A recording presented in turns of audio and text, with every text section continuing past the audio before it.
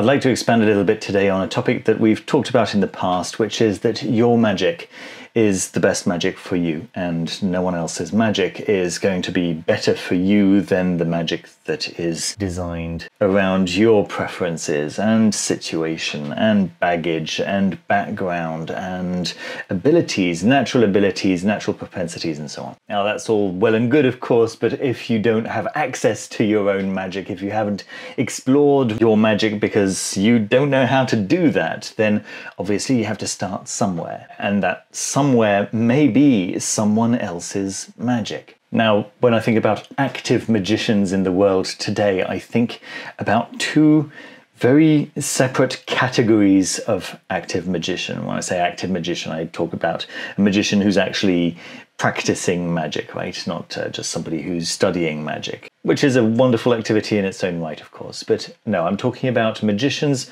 who are practicing magic. And there are two categories that I can think of, and that is the magician who came to magic because they thought magic sounds interesting, let's study magic, let's find out how magic works, let's see what other magicians have done, and let's emulate what those other magicians have done and see if the results work for me, and let's work out what the existing created systems are and see if it suits me. Now, there are then further subcategories of that type of magician, but first of all, let's talk about the second category of magician, who are rather magicians who are, you could say, natural magicians. Children who grew up performing magic naturally through the art of play, through discovering the world, through observing their relationship with reality and seeing how their intentions actually acted upon reality, what kind of effects their words had on the world, what kind of effects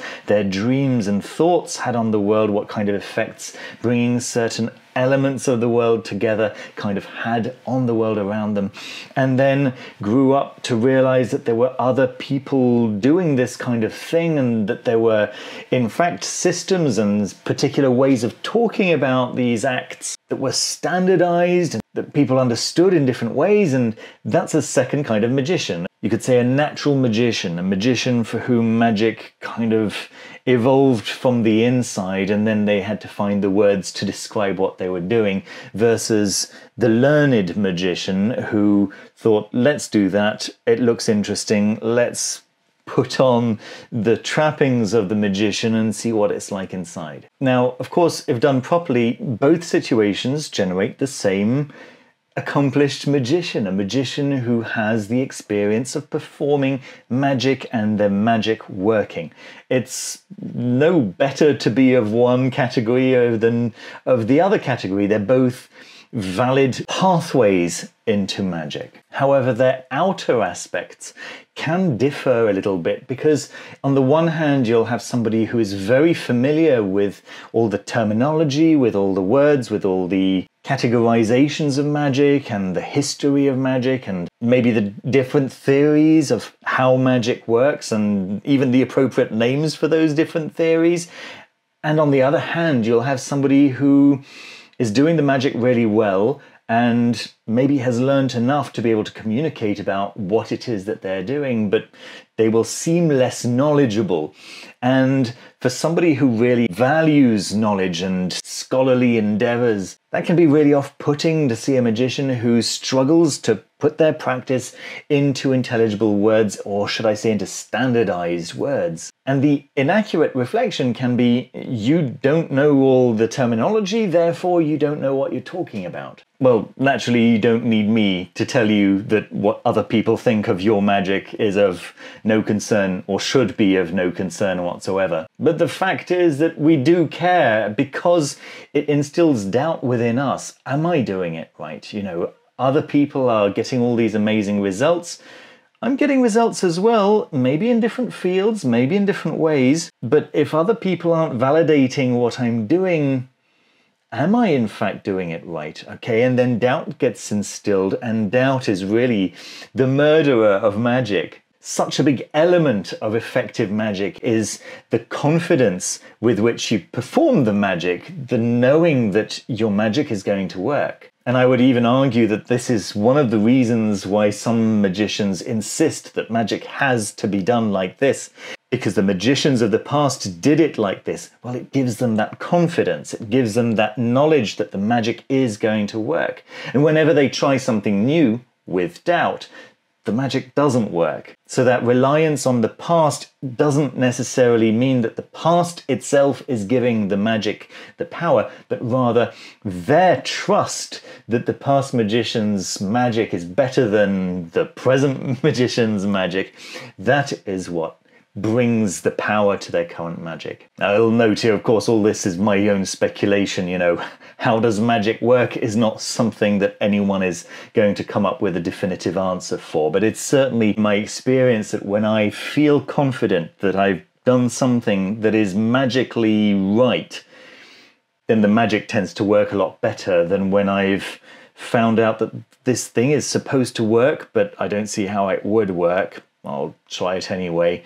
That doesn't tend to work quite as well. And I think also that this is why working with divinities is such a powerful practice, because divinities are instilled within societies as these real entities. And therefore, if you call out to this real entity, even if you haven't believed in that entity in the past, there is this background knowledge that everyone else believes that they're real, therefore they're real. And so when you ask a divine figure to do something for you, that confidence that the divine entity has heard you and is going to have the power to do something about it is already in the background somewhere in your unconscious mind, which helps for the whole thing to happen. Again, I'm approaching all of this from a very particular paradigm, right? The paradigm that it is, in fact, our unconscious mind that does a lot of the heavy lifting in magical work. Because, once again, I'll remind you that I am an idealist. In other words, I believe that everything is mind and that the material realm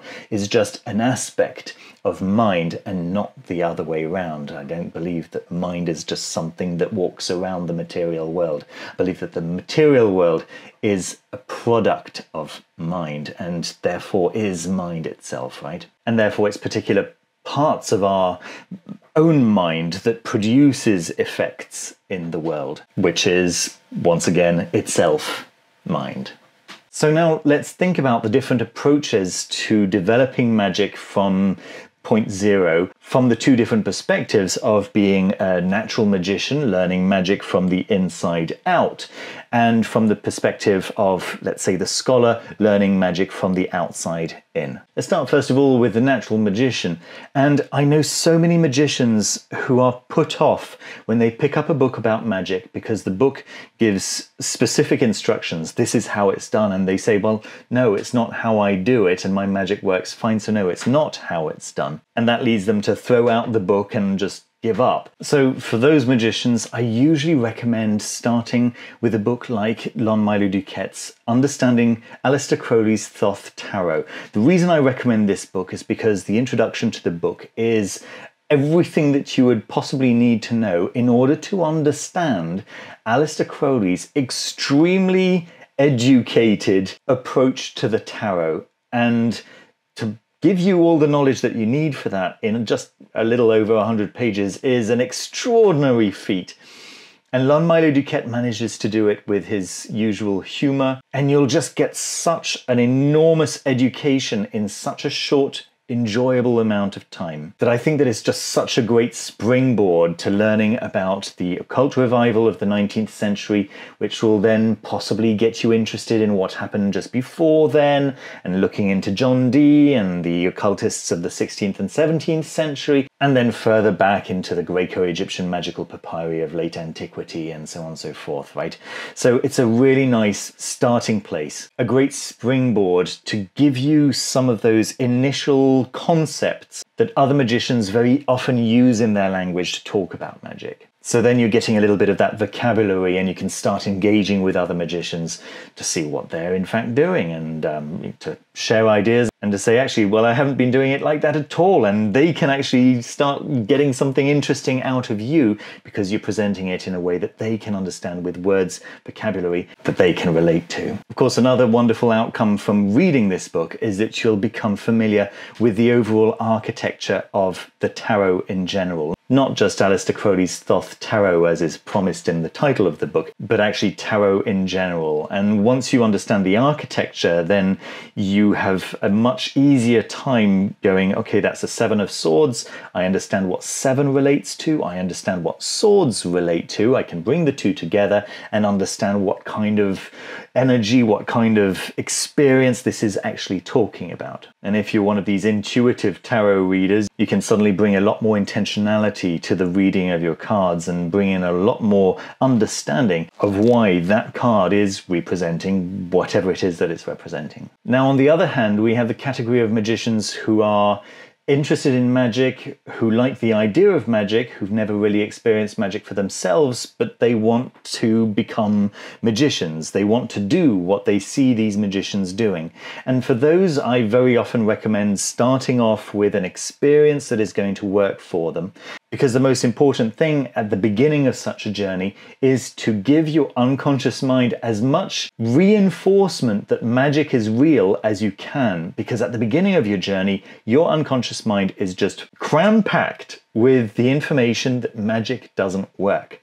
And so instead of helping you out and doing its job of, sending messages to beyond the unconscious mind, to the collective unconscious, and beyond that to the mind at large, so that your changes in the world are affected, instead of doing that, your unconscious mind is going, no, sorry, you're asking me to do something that doesn't work. You're asking me to work with magic, which doesn't exist. You've been telling me it doesn't exist since you found out that Santa Claus isn't real. That was a big shock for you, and I'm making sure that you don't get hurt again. So you then have the task of reconditioning your unconscious mind, just feeding it little by little information that no, magic can work. Magic does work. And whenever I decide that magic works, it does in fact work. So to the scholar magician who knows all of the theory but actually is struggling to get their magic working, I recommend some very simple workings, and the Magickal Cashbook from the Gallery of Magic is one that I've recommended 100 times on this channel. I think it's a really nice first experiment to perform, and I'll say it again, it doesn't mean by any means that all the Gallery of Magic books are wonderful. They're not. Some of them are absolutely awful, but a few that came out in the early days are absolutely wonderful for getting results for people who are just getting started. And yes, the Magickal Cashbook is a great place to start. But then where do you go from there? Once you've generated your $200 or whatever it is, that's great, but $200 doesn't actually pay the bills, believe it or not, and you can't rely on it as a steady source of income. So where do you go from there? Well, this is where I recommend embarking on some kind of course. And in my opinion, the Quareia course of Josephine McCarthy is a fantastic place for getting experience of the real thing in a way that establishes firm, solid bases upon which you grow and grow and grow into a more and more experienced magician. There's a really nice mix of theory and practice there that's going to appeal, and you really have to get your hands dirty and do the work. And it's a long process, there's no doubt about it, but the learning of magic never ends. It's not like you're not going to be a magician until the time you finish the last module of the last course. You are going to be a magician from the very early days of trying things out and getting results. But the wonderful thing with this course is that you actually have 10 years worth, essentially, of just development. And, most courses are going to give you 6 weeks of development. So yeah, that's really wonderful. Plus, it's free online, right? Quareia works on a system of donations, and of course you can buy the books themselves in a physical form, and there's going to be some versions of the book that cut up the 3 parts into 3 individual books in the very near future. And of course you can make a donation to support the entire foundation. But in terms of what's being offered, in terms of having access to an entire very well-structured course without having to put up with the inside politics of magical lodges and magical orders, that is an unspeakable privilege. And I really appreciate the fact that the course is designed in a way that anything that you do from the course, even if you quit after a few lessons, then whatever you have done, that is established. That is stuff that you have acquired. That is stuff that you have assimilated. You don't have to do it again if you come back to it in 10 years' time. And it's also stuff that you can take with you into other courses, into other systems, and it'll be a part of your magic. So even if you only get started, that's not time wasted. It's such a great course. I really can't say enough good about it. And then finally, a recommendation for both sides would be the courses of Jack Grail. Now the PGM courses, I'm currently doing the second PGM course, and it's extraordinary. If you like the idea of the Greco-Egyptian magical papyri, there's nothing else like it. It is extraordinary, absolutely fantastic, with 50 different lessons on 50 different spells. They're standalone lessons. You can just pick and choose. If you miss out 5 of them, it's not a problem because each one stands alone, and he's giving you the historical background for the spell, and he also gives you some really nice alternative methods for working in the 21st century. So yes, it's a fantastic course, but it's not the course that I recommend for absolutely everyone. The one that I recommend for absolutely everyone, whether you're a natural magician trying to work out how to talk about the things that you do, or whether you're a learned magician coming to magic from the outside in, I recommend the Hail Hecate course. And I've done a full review of the Hail Hecate course and why I think it's actually the perfect course. It lasts 13 weeks, and they are 13 weeks where you're learning theory, history, and the practice of the magic, but all in a way that doesn't force you to work with Hecate if you feel uncomfortable doing so. But now I'm just repeating myself. Go and check out the review that I did on that course. I'll leave a link in the description, as with everything else that I've talked about today. And now I'd be really interested to find out about your own perspective. Do you consider yourself a learned magician who came to magic from the outside in? Do you consider yourself a natural magician who was naturally doing magic and decided to find out how to talk about it? And are there any recommendations for people in your situation that you can give to other viewers? Please let me know down in the comments. There are so many wonderful resources out there. Yeah, share them. I'd be fascinated to know what you think. I'll also naturally take a moment now to thank all the Patreon supporters. If you'd like to become a Patreon supporter, the link to do that is down in the pinned comment. And that's also where you'll find a link to book a one-to-one video conversation with me if you'd like a tarot reading, or if you'd like to talk about your own practice and get some recommendations on where to go next. A huge thank you to all the members from Patreon and from YouTube memberships, and especially to the level 3 members whose names you can see scrolling up on the left over here, and to the level Infinity members: David Venturini, Caitlin Kopok, Aritz Murueta Ramos, Howard Wolf, Linda Hendricks, Stephen Hunter, Susanna Redelfs, and Thomas. Thank you so much for your support. It means so very much to me and to my family. Thank you ever so much once again for watching. Take care of yourselves and of each other, and I'll see you very soon with another video. Bye-bye.